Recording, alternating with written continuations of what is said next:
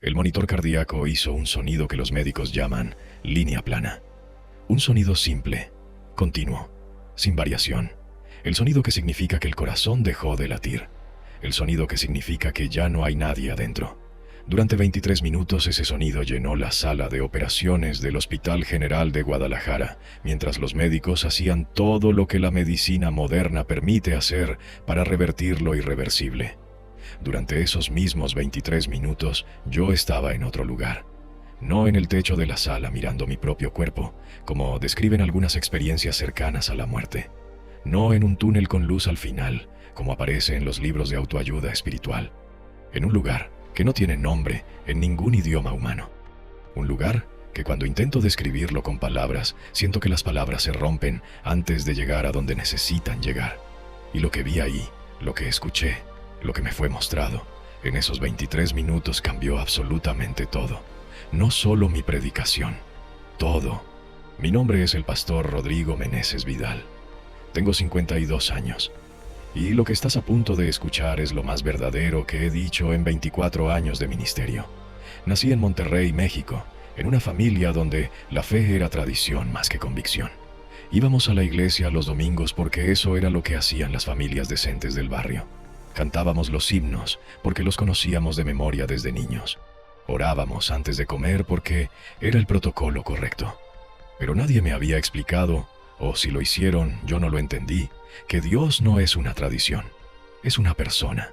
Eso lo aprendí a los 28 años en una noche de crisis que no viene al caso contar ahora. Lo que importa es que cuando entré al ministerio pastoral a los 30, entré convencido de verdad, con una fe que había costado algo, con un encuentro real que me había cambiado. Durante 22 años prediqué en una congregación de Guadalajara que creció de 40 personas a casi 600. Prediqué sobre el cielo. Prediqué sobre la eternidad. Prediqué sobre la vida después de la muerte con la convicción de alguien que cree lo que dice. Pero siempre, en algún rincón honesto de mi interior, había una pregunta que nunca me atreví a formular en voz alta. ¿Cómo predico con tanta certeza sobre algo que nunca he visto? El 7 de abril de 2019, Dios respondió esa pregunta de la manera más radical que pudo haber elegido. Me mató, temporalmente. El 6 de abril de 2019 era un sábado común. Había predicado esa mañana en el retiro anual de hombres de nuestra congregación, en un rancho a las afueras de Guadalajara con árboles de mezquite y olor a tierra húmeda después de la primera lluvia del año. El tema de mi mensaje había sido, y esto no lo olvido porque la ironía después me resultó imposible de ignorar: no temas, porque yo estoy contigo. Regresé a casa al mediodía. Mi esposa Cecilia me tenía lista la comida. Mis 2 hijos menores, que todavía vivían con nosotros, estaban viendo el fútbol en la sala. A las 3 de la tarde comencé a sentir una presión en el pecho. No un dolor agudo como los que describen en las campañas de salud. Una presión sorda, persistente, como si alguien hubiera puesto una mano sobre mi esternón y estuviera empujando despacio pero sin parar. Le dije a Cecilia que me sentía raro. Ella me miró con esa mezcla de preocupación e impaciencia que da el matrimonio largo, y me dijo que llevaba meses diciéndome que fuera al médico, que el estrés del ministerio no era invisible, que el cuerpo también tenía límites. Tenía razón, como casi siempre. A las 4 de la tarde la presión se convirtió en algo diferente. Un dolor que subía por el brazo izquierdo y llegaba a la mandíbula con una intensidad que me quitó el aliento de golpe. Me desplomé en el sofá. Cecilia llamó a la ambulancia. Lo último que recuerdo antes de perder la conciencia fue el rostro de mi hijo menor, Mateo, de 16 años, arrodillado frente a mí con los ojos llenos de terror absoluto diciendo: «Papá, papá, quédate, papá». Y luego nada, o más bien, nada de esto. Lo que Cecilia me contó después, cuando yo ya estaba recuperado y podía escucharlo, fue esto. La ambulancia tardó 9 minutos en llegar. Para cuando los paramédicos entraron a la sala, yo ya había perdido el pulso. Me reanimaron en el camino al hospital con el desfibrilador. Recuperé el pulso brevemente. Lo perdí de nuevo al llegar a urgencias. En la sala de operaciones, el doctor Armando Fuentes, cardiólogo con 28 años de experiencia, trabajó durante 23 minutos para revertir lo que médicamente se clasifica como un paro cardíaco masivo causado por una obstrucción total de la arteria coronaria principal. Durante esos 23 minutos, por definición clínica, yo estaba muerto. Cecilia esperó en el pasillo con Mateo y su hermana Sofía. Me contó que en algún momento el doctor Fuentes salió con la cara que tienen los médicos cuando van a dar una noticia que no quieren dar, y que en el segundo en que lo vio, supo que algo muy serio había pasado, o estaba pasando. El doctor le dijo que estaban haciendo todo lo posible, pero que la situación era crítica. Cecilia me dijo que en ese momento hizo algo que nunca había hecho de esa manera en sus 26 años de ser esposa de pastor. Se puso de rodillas en ese pasillo de hospital, con olor a desinfectante y luces de neón, y le gritó a Dios en voz alta, sin importarle quién la viera. Señor, le dijo, tú me lo diste, tú puedes quedártelo. Pero si todavía tiene trabajo que hacer aquí, devuélvemelo. 3 minutos después, el monitor cardíaco dejó de sonar plano. Mi corazón volvió a latir. Ahora necesito contarte lo que ocurrió del otro lado durante esos 23 minutos. Lo he contado muchas veces.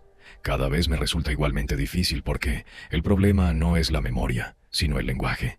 Lo que experimenté existe en una dimensión para la que el español, o cualquier idioma humano, no tiene vocabulario suficiente. Voy a hacer lo mejor que puedo con las palabras que tengo.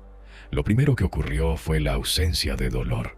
El dolor del infarto había sido tan intenso que en los últimos segundos de conciencia era lo único que existía.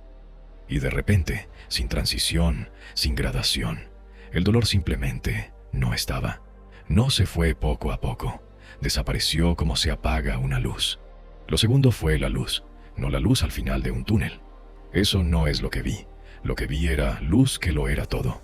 No venía de una fuente específica. Era el ambiente mismo. El aire, si es que había aire, estaba hecho de luz. Una luz que era simultáneamente más brillante que cualquier cosa que hubiera visto en mi vida y completamente suave para los ojos, sin deslumbramiento, sin necesidad de entrecerrar los ojos. Una luz que se sentía. Eso es lo más cercano que puedo decir. Era una luz que no solo se veía, sino que se sentía en cada parte de lo que yo era en ese momento. Una sensación de bienvenida tan completa, tan absoluta, que la única palabra que se acerca es amor.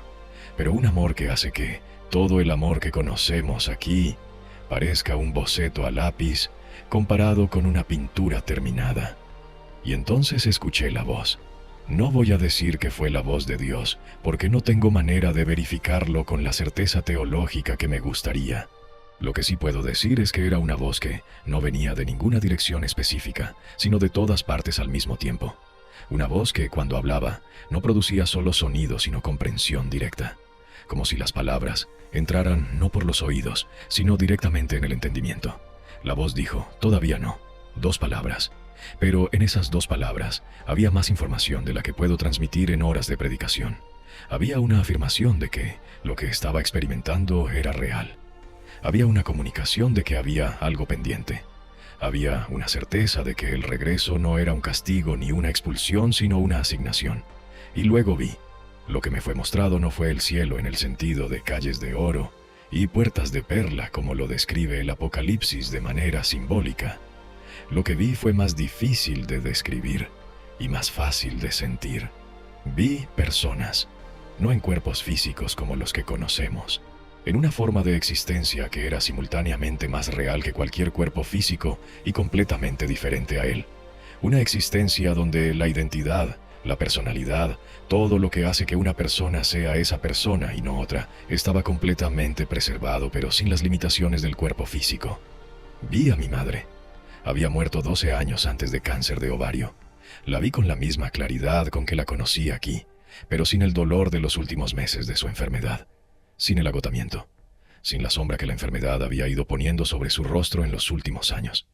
Me miró, y en esa mirada había una comunicación completa que no necesitó palabras, que estaba bien, que estaba más que bien, que lo que habíamos llamado su muerte no había sido lo que parecía desde este lado. Vi otras presencias que no reconocí, no como extraños, sino como conocidos que todavía no he conocido.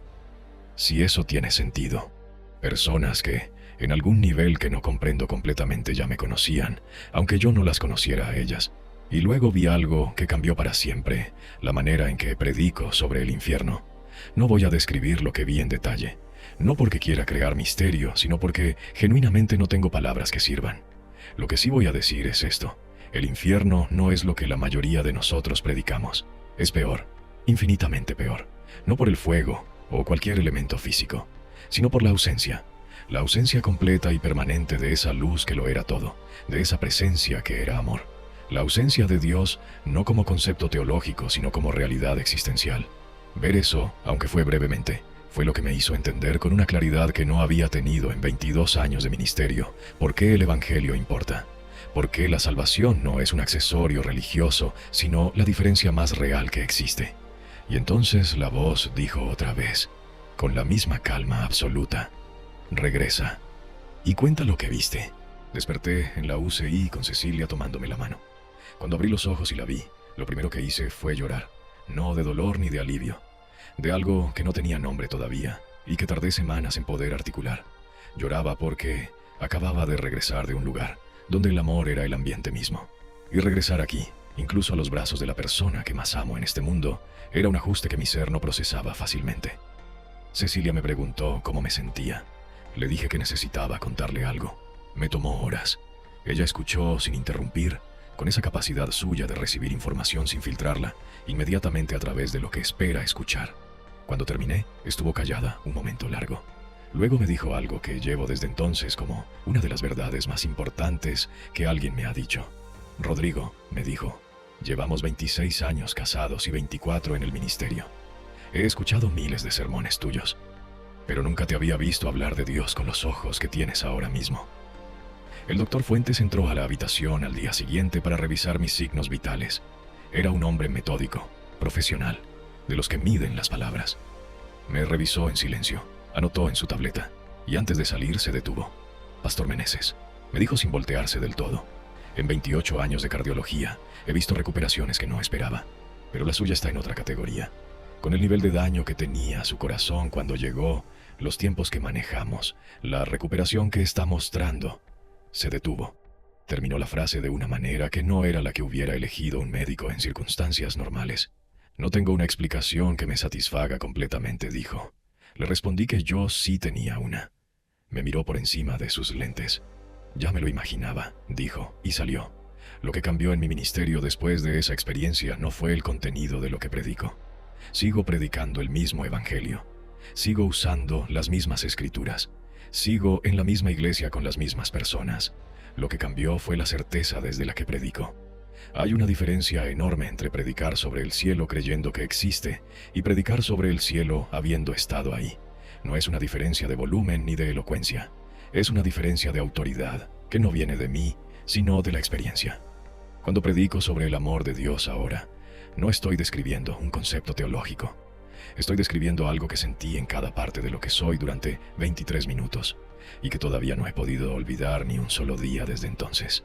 Cuando predico sobre por qué el Evangelio importa, no estoy repitiendo argumentos aprendidos en el seminario. Estoy hablando desde un lugar que vi con mis propios ojos o con lo que sea que tenemos del otro lado que equivale a los ojos. Mi congregación lo notó desde el primer domingo que regresé al púlpito, 6 semanas después del infarto.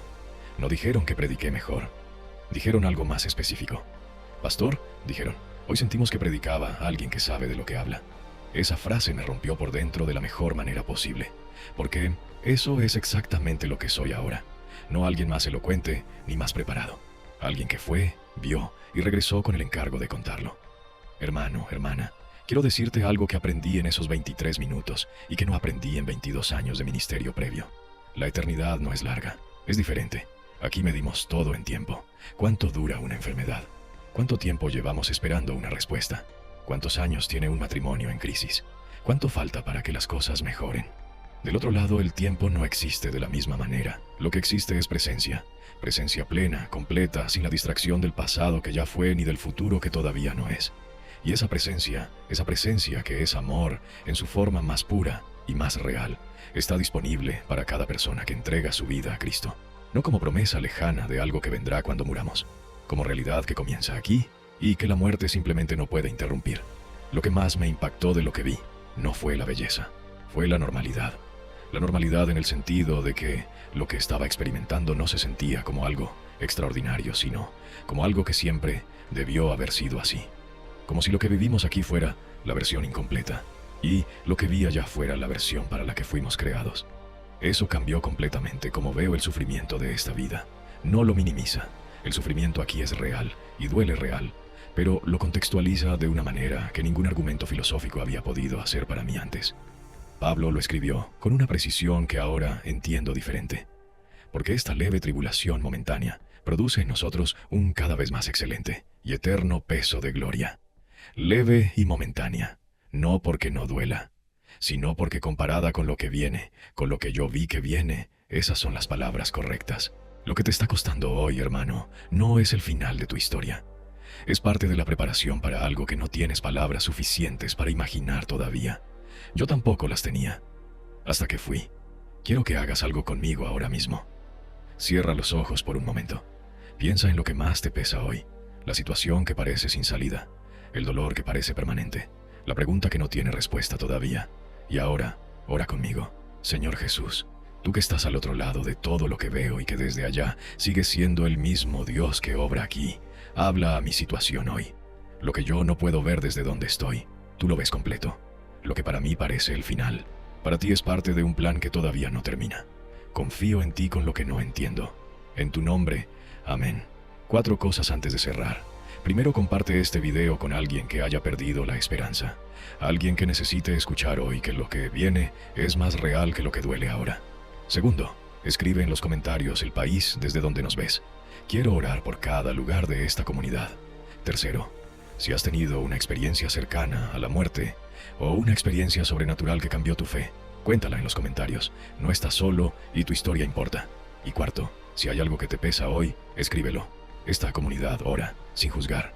El mismo Dios que me dijo, todavía no, y me devolvió con un propósito. Tiene un propósito para ti en este momento exacto de tu vida. No te rindas antes de verlo. Hasta el próximo testimonio. Que Dios te bendiga.